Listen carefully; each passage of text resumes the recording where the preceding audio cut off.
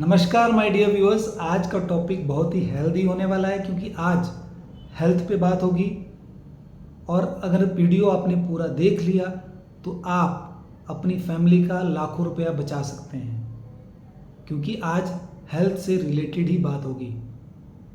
घर में जो खाना बनाती हैं, जो माताएं बहनें खाना बनाती हैं घर में, तो एक चीज़ आपने देखी होगी कि आपकी लाइफ में भी स्ट्रेस रहता है, टेंशन रहती है, फ्रस्ट्रेशन रहती है, एंगर रहता है। लेकिन कभी भी आप जो खाना है वो स्ट्रेस में, एंगर में, फ्रस्ट्रेशन में, डिप्रेशन में कभी भी खाना ना बनाएं, क्योंकि जो खाना आप अपने हस्बैंड को सर्व करने जा रहे हैं, अपने बच्चों को सर्व करने जा रहे हैं, तो food has its own energy. भोजन भी ऊर्जा ग्रहण कर लेता है बनाने वाले की, सर्व करने वाले की। सो कहते हैं कि जैसा होए अन्न वैसा होए मन, यानी कि अन्न का कनेक्शन मन के साथ है। यानी कि जो फूड है, जो वो फ्यूल की तरह बॉडी में जा रहा है, तो वो मेंटल हेल्थ को अफेक्ट कर रहा है, इम्पैक्ट कर रहा है मेंटल हेल्थ को। सो कई बार क्या होता है कि जो वाइफ है वो हस्बैंड को बोल देती है कि जी नेक्स्ट सैटरडे संडे कहीं घूमने चलेंगे, वीकेंड है, बच्चों के साथ घूमने चलेंगे। तो पतिदेव कहते हैं कि नहीं, नेक्स्ट सैटरडे संडे मुझे बहुत काम है, मुझे अपना जो पेंडिंग वर्क है उसको क्लोज करना है, सो मेरे पास टाइम नहीं है। सो जो घर में माताएं बहनें वो खाना बनाते बनाते उनको गुस्सा आ रहा होता है, तो वो गुस्सा वो खाने पे निकल जाता है। वो आटा गूंद रही हैं, तो जो मुक्के मारने थे पतिदेव को, तो वो आटे पे वो मुक्के मार रही हैं। जो कड़छी मारनी थी पतिदेव को, वो तड़के में कड़छी गुस्से से चल रही है। तो वो एनर्जी वो फूड ले रहा है, वो ग्रहण कर रहा है उसको, क्योंकि हर चीज़ की एक एनर्जी होती है। हर चीज़ एक एनर्जी पे वाइब्रेट या फ्रीक्वेंसी पे वाइब्रेट करती है। हर चीज़, कोई भी आइटम है, चाहे उसको लिविंग बोले, नॉन लिविंग बोले, लेकिन एनर्जी होती है। और हम उसको फूड को कैसी एनर्जी ना, फूड तो लाइव है। और यहाँ पे तो जब खाना खाते हैं तो उसको एकदम हाथ जोड़ के पूरा प्रे करके ये माना जाता है। अब वो फूड जब आप अपने हस्बैंड को या अपने बच्चों को दे रहे हैं, तो जब आप गुस्से में है, टेंशन में है, स्ट्रेस में है, फ्रस्ट्रेशन में है, तो वो एनर्जी उस फूड ने ले लिया और वो आपके बच्चों में और आपके हस्बैंड में जाएगी। अब हस्बैंड की जो लाइफ है, अब देखिए, या तो लेडीज़ घर पे रह रही हैं, वो बच्चों को संभाल रही हैं, हाउसवाइफ्स हैं, होम मेकर्स हैं, या वो वर्किंग है। जो वर्किंग लेडीज़ हैं उनके लिए तो और भी टफ है। तो वहाँ पे तो हस्बैंड और वाइफ दोनों का म्यूचुअल अंडरस्टैंडिंग, म्यूचुअल रोल बन जाता है, जहाँ पे घर की लेडी भी जॉब कर रही है और मेल पर्सन भी जॉब कर रहा है। वहाँ दोनों की कोऑर्डिनेशन चाहिए कि वो साथ में मिलके किचन में एक दूसरे का हाथ बटाएं। अब वो टाइम नहीं रहा कि हस्बैंड ही जॉब कर रहे हैं और वाइफ घर पे बैठी है। अब वाइफ भी जॉब कर रही है, हस्बैंड भी जॉब कर रहा है, वाइफ को भी किचन में कंट्रीब्यूट करना पड़ेगा, हस्बैंड को भी कंट्रीब्यूट करना पड़ेगा। अगर वाइफ ही करती रहेगी तो फिर उसमें वो गुस्सा आएगा ही आएगा। अगर हस्बैंड बैठ के ही खाएगा तो कुछ ना कुछ तो कंट्रीब्यूट करना पड़ेगा। चाहे आपने सारी ज़िंदगी काम नहीं किया, लेकिन आपको कंट्रीब्यूट करना पड़ेगा, क्योंकि एक लेडी जॉब भी कर रही है, बच्चे भी संभाल रही है, किचन भी संभाल रही है, सोशल सर्कल भी देख रही है और सारी चीज़ों को मैनेज कर रही है।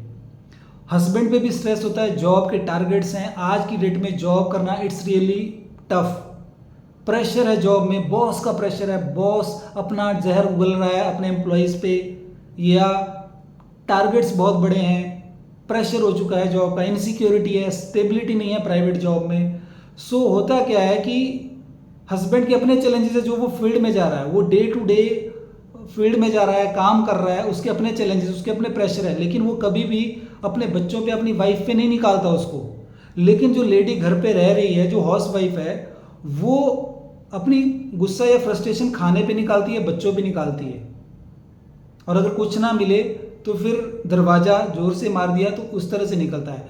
सो ये चीज़ें समझने वाली हैं कि जो फूड हम सर्व कर रहे हैं, तो फूड एक डिवोशन के साथ, एक लव के साथ वो सर्व होना चाहिए और वो तैयार होना चाहिए। एक सर्वे जब हुआ तो उसमें ये देखा गया कि greatest chef in the world कौन है, तो किसी मास्टर शेफ का नाम नहीं आया। जब greatest chef in the world की बात हुई तो कहा गया कि mother is the greatest chef in the world. जो माँ है वो सबसे बड़ी शेफ है। क्यों? क्योंकि माँ जब बच्चे के लिए खाना बनाती है तो उसमें प्यार, दुलार, ममता, सारी वो चीज़ें वो खुशी से बनाती है, क्योंकि वो अपने बच्चे के लिए बना रही है। लेकिन धीरे धीरे क्या होता है कि जब एप्रिसिएशन नहीं मिलता, खाना कई बार नमक ज़्यादा हो गया, कई बार मिर्च ज़्यादा हो गई, कई बार नमक नहीं डला, कई बार ज़्यादा डल गया, तो आप सोचिए अगर आपकी शादी को 5, 10, 15, 20, 30, 40, 50 साल हो गए हैं और जो घर में जो लेडी खाना बना रही है सुबह दोपहर शाम 2 या 3 टाइम तो खाना घर में बनता है, 2 to 3 टाइम्स। अब कुछ भाई लोग बोलेंगे कि नहीं नहीं यहाँ तो 1 टाइम ही बनता है और फ्रीज हो जाता है और फिर अगले दिन भी वही मिलता है, 2 टाइम वही मिलता है। 2 से 3 टाइम हर घर में खाना बनता है। जब 2 से 3 टाइम खाना बनता है और महीने में लगभग 60 से 70 बार खाना बन रहा है या 90 बार खाना बन रहा है, साल में लगभग आप काउंटिंग कर लीजिए 1000 बार खाना बन रहा है। और अगर 10 साल से कोई खाना बना रहा है तो 10,000 बार वो खाना बना चुके हैं, 10,000 बार किचन में। सो यही चीज अगर मेल को करनी पड़े तो बहुत मुश्किल हो जाएगा। सो एक कोऑर्डिनेशन चाहिए होगा मेल का फीमेल के साथ, जो घर की लेडी है उसका, वो दोनों आपस में कोऑर्डिनेट करें। सो बात हो रही थी फूड की कि फूड एक एनर्जी होता है। और जब आप देखिए बाहर जो खाते हैं, जो बाहर का हम फूड ज़्यादा खा रहे हैं तो उनकी लाइफ में ज़्यादा चीज़ें, ज़्यादा हेल्थ इश्यूज या मेंटल हेल्थ इश्यूज आ रहे हैं। क्यों? क्योंकि बाहर जो पर्सन आप खाना खा रहे हैं किसी ढाबे में, किसी रेस्टोरेंट में, फास्ट फूड, जो बाहर की चीज़ें जो खा रहे हैं आप, जो स्ट्रीट फूड आप खा रहे हैं, तो वहाँ पे या जो बाहर ढाबे पे आप खाना खा रहे हैं कहीं भी, तो जो बनाने वाला है वो भी, उसको शायद सैलरी ना मिली, उसको प्रेशर है, उसको ऑर्डर इतने आ चुके हैं, इतने ऑर्डर आ चुके हैं कि बाहर 50 ऑर्डर लग चुके हैं और वो प्रेशर में, वो फ्रस्ट्रेशन में खाना बना रहा है। सर्व करने वाला भी दुखी है। क्यों? क्योंकि उसको जो कस्टमर है वो डांट रहा है, भैया हमारा ऑर्डर नहीं आया, आधा घंटा हो गया, वो गुस्से में। तो वो भी अफरा तफरी में जा रहा है, फटाफट भागम भाग में जा रहा है अफरा तफरी में, और वो ऑर्डर लेके आ रहा है और अफरा तफरी में आपको सर्व कर रहा है। तो वो फूड कैसी एनर्जी ले रहा है, और जब वैसा फूड आपकी बॉडी में जाएगा तो सोचिएगा आपकी मेंटल हेल्थ और फिजिकल हेल्थ कैसी होगी। क्यों? जैसा होए अन्न वैसा होए मन। तो आज जितने भी हेल्थ इश्यूज आ रहे हैं, जितने भी, अगर बाहर ही आपने खाना है तो अच्छी बात है, आप हॉस्पिटल्स और डॉक्टर्स का बिल बढ़ा रहे हैं, बहुत अच्छी बात है, लेकिन आप अपनी मेंटल हेल्थ के साथ खिलवाड़ कर रहे हैं और बच्चों की मेंटल हेल्थ के साथ भी खिलवाड़ कर रहे हैं। अब अक्सर आपने देखा होगा जब आप मंदिर या गुरुद्वारे में जाते हैं, गुरु घर में जाते हैं, तो वहाँ पे जो लंगर लग रहा है, वहाँ पे जो सिंपल दाल बनी होती है, सिंपल रोटी होती है, सिंपल दाल सिंपल रोटी, और जब आप उसको खाते हैं तो आपको एक तृप्ति मिलती है, एक सुकून मिलता है। क्यों? क्योंकि वहाँ पे रेगुलर वो पाठ हो रहा है, वो कीर्तन हो रहा है, वो भजन हो रहा है, और वो जो लोग वहाँ पे सर्विस दे रहे हैं, जो सेवादार है वहाँ पे, जो वॉलंटियर हैं, वो भी पूरी डेडिकेशन के साथ, पूरे समर्पण भाव के साथ, पूरी भक्ति के साथ वहाँ पे उस खाने को तैयार कर रहे हैं, उस प्रसाद को तैयार कर रहे हैं और उसको सर्व कर रहे हैं, वो सेवा भाव के साथ। उनके अंदर वो फीलिंग, लव वाली फीलिंग है, वो अंदर से आ रही है। होता है कई बार ऐसा भी होता है कि मंदिर गुरुद्वारे में लिस्ट लेके भी लोग जाते हैं कि प्रभु जी, बाबा जी, ये मुराद पूरी कर दो, ये ख्वाहिश पूरी कर दो, वैसे भी लोग हैं। लेकिन मोस्ट ऑफ द लोग जब मंदिर या गुरुद्वारे में एंटर करते हैं, जब वो जाते हैं, तो उनकी यही फीलिंग होती है कि वो अंदर से अपने आप को शांत महसूस करते हैं। क्यों? क्योंकि वहाँ पे एनर्जी उस तरह की है।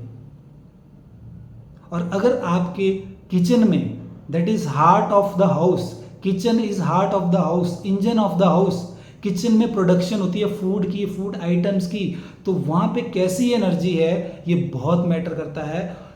आज ये चीज़ें मिसिंग हैं। आज जो किचन है और जो ड्राइंग रूम है या जो लिविंग रूम है, या हम कैसे खाना खा रहे हैं, बना कैसे रहे हैं, सर्व कैसे कर रहे हैं और खा कैसे रहे हैं, बहुत डिफरेंस आ गया। सो ये वीडियो बहुत इंपॉर्टेंट है। आप शेयर करिए ज़्यादा से ज़्यादा फैमिलीज़ के साथ, माताओं बहनों के साथ इसको शेयर करिए, ताकि जो घर में जब फूड की बात आए तो फूड को, भोजन को प्रसाद की तरह तैयार किया जाए और प्रसाद की तरह सर्व किया जाए।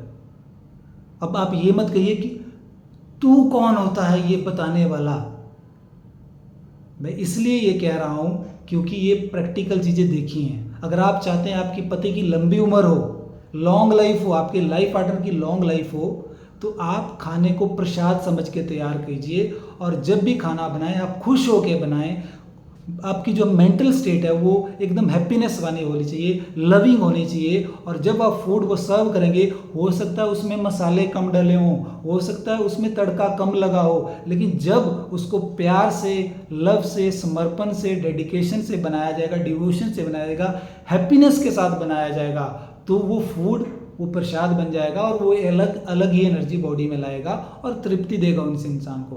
और अफरा तफरी में भोजन मत करिए, एक टाइम निकालिए, क्योंकि बोलते हैं ना कि पापी पेट के लिए दो वक्त भाग रहे हैं सारे लोग। सो अगर आप मेहनत कर रहे हैं और खाना आप अफरा तफरी में खा रहे हैं, बना रहे हैं, सर्व कर रहे हैं, तो आप अपनी हेल्थ के साथ खिलवाड़ कर रहे हैं। और जो आप कमा रहे हैं और जो आप सेव कर रहे हैं वो एक टाइम के बाद हेल्थ पे ही लगना है। सो इसलिए फूड इज़ लाइक ए प्रसाद, उसको प्रसाद की तरह बनाएं, प्रसाद की तरह तैयार करें और वैसे सर्व करें, ताकि आपके फैमिली का फिजिकल वेलबींग तो अच्छा हो, मेंटल वेलबींग भी अच्छा हो, मन अच्छा हो। तो अन्न अगर अच्छे से आएगा तो मन में भी अच्छी भावनाएं आएंगी।